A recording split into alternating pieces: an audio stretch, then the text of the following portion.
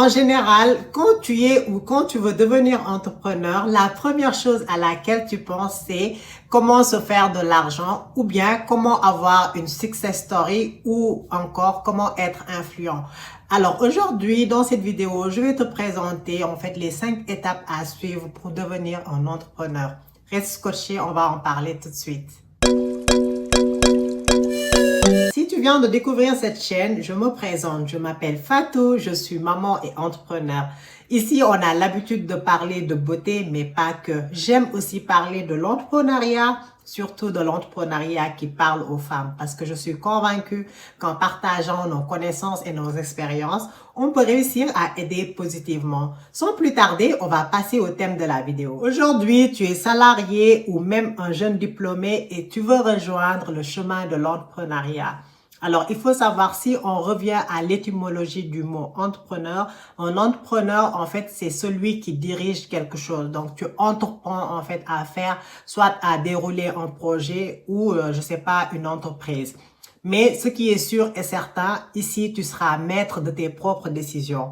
Donc, ça sera certainement pas facile. Si c'était facile, sûrement tout le monde le ferait.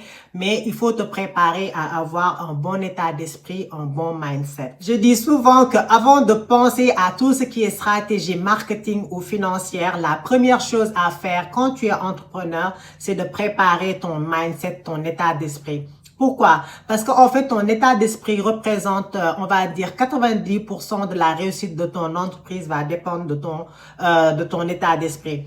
Après, il faut voir, est-ce que toi, en fait, est-ce que tu abandonnes aux premières difficultés que tu vas rencontrer dans ton business? Ou bien est-ce que l'avis des autres compte plus que ton propre avis? Parce que n'oublie pas que quand tu es chef d'entreprise, en fait, c'est toi le chef. Donc, c'est à toi, en fait, de prendre tes propres décisions. Donc, tout ça, c'est à prendre en compte et ton état d'esprit va te sauver, en fait. Je tiens juste à rappeler que ces conseils, je les applique dans mon business et dans ma vie en général. Alors, c'est pour ça que j'ai trouvé utile de les partager avec vous. La deuxième chose, c'est l'importance du mentorat ou du mentor. C'est quoi un mentor? Un mentor, en fait, c'est une personne qui t'amène d'un point A vers un point B. Alors, cette personne sera ton coach, peut-être qui est attitré, mais c'est une personne, en fait, qui te motive, qui te pousse à aller de l'avant, en fait.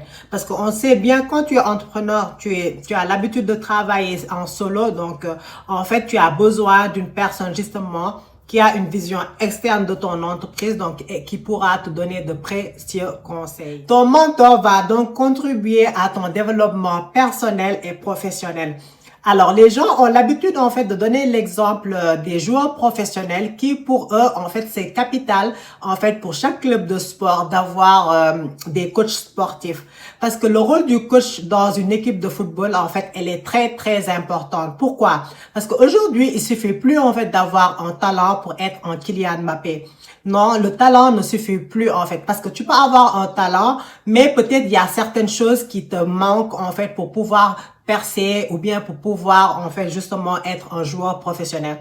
Donc, le coach, lui, il est là justement pour t'encadrer, alors pour te donner, pour te montrer le chemin et te montrer la voie à suivre. C'est pour ça, c'est très important d'avoir un coach. Troisième clé pour être un entrepreneur, c'est d'avoir la confiance en soi. Alors, il faut savoir que moi, il y a quelques années, j'étais une personne très, très timide. Mais quand je dis très timide, mais vraiment, waouh, quoi. Parce que j'allais pas forcément vers les autres. J'étais trop renfermée sur moi-même. En fait, juste pour vous donner un exemple très bête, même pour parler face à la caméra était quelque chose d'impensable. En fait, juste pour vous montrer mon degré de timidité.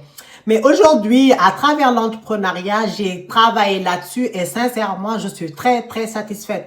Donc, juste pour vous dire que quand tu es entrepreneur, en fait, donc il y a un travail, en fait, en soi à préparer. Juste pour vous dire que pour amener les gens à te suivre dans ton projet, il faut que tu dégages de la confiance en soi. C'est pour ça, pour moi, c'était utile, en fait. Même pour vendre, en fait, tu as besoin d'aller vers les gens, justement, pour vendre. Donc, ta timidité, sincèrement, ça sera en blocage. C'est pour ça, en fait, pour que les gens te suivent, il faut que tu dégages quelque chose. Il faut que tu leur montres, en fait, tu as la capacité, tu as les épaules, en fait, pour amener les gens à te suivre dans ton projet. Ça, quand tu es entrepreneur, tu dois avoir confiance en toi. Alors, surtout, ne doute pas de tes capacités parce qu'aujourd'hui, sache que tu as choisi le chemin de l'entrepreneuriat. Donc, tu es bien capable. Tu es une personne courageuse parce que, en fait, l'entrepreneuriat, c'est de loin. Oui, je dis bien, c'est de loin le chemin le plus simple. Donc, en fait, tu as choisi un chemin, un parcours de vie qui va peut-être sûrement impacter des vies. Donc, sincèrement, aujourd'hui, en fait, ne doute plus de tes capacités, en fait. Aie confiance en toi et surtout, partage, donne de la générosité aux gens, en fait. Parce qu'en fait, à travers la générosité, tu vas pouvoir construire, en fait, une relation stable et durable avec ta clientèle et ton audience. Quatrième chose, développe ta curiosité dans l'apprentissage et la connaissance. Car il ne faut surtout pas faire partie de ces personnes qui, pour eux, après un diplôme en poche ou même après avoir eu, en fait, un travail, pour eux, en fait, la vie, elle s'arrête là. Donc, il ne faut plus aller vers la connaissance, apprendre de nouvelles choses. Parce qu'il faut savoir que l'entrepreneuriat, c'est différent parce que les choses, en fait, évoluent vite, les choses changent vite. Donc, tu as besoin d'apprendre, en fait, d'être en quête permanente de nouvelles connaissances. C'est pour ça, aujourd'hui, tu dois développer ta curiosité dans l'apprentissage et la connaissance. Cinquième et dernièrement, établis un plan. Alors, aujourd'hui, si je te pose la question, pourquoi tu veux devenir entrepreneur? Qu'est-ce que tu vas me répondre? Tu veux devenir entrepreneur pour être libre financièrement? Ou bien tu veux devenir entrepreneur pour pouvoir impacter des vies? Ou tu veux juste devenir entrepreneur pour être ton propre patron? Donc, tout ça, c'est des interrogations auxquelles tu dois répondre, en fait.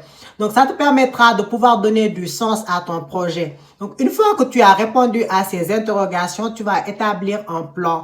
Donc, le plan va te permettre justement de pouvoir les suivre et de pouvoir mettre des stratégies en place. C'est pour cela, c'est très important de savoir ton pourquoi, ce que les Américains appellent ton why. Parce que ça te permettra, dans les moments difficiles que tu vas sans doute sûrement traverser, en fait, ça te permettra de te mettre sur la bonne trajectoire, de ne pas dériver, en fait. C'est pour ça que c'est important d'établir un plan. Nous sommes malheureusement arrivés à la fin de cette vidéo, mes beautés. Alors, je vais juste conclure par cette phrase. Construis ton projet entrepreneurial avec de l'amour et surtout avec beaucoup de patience. Sur ces mots, je vous dis à très bientôt. Ciao!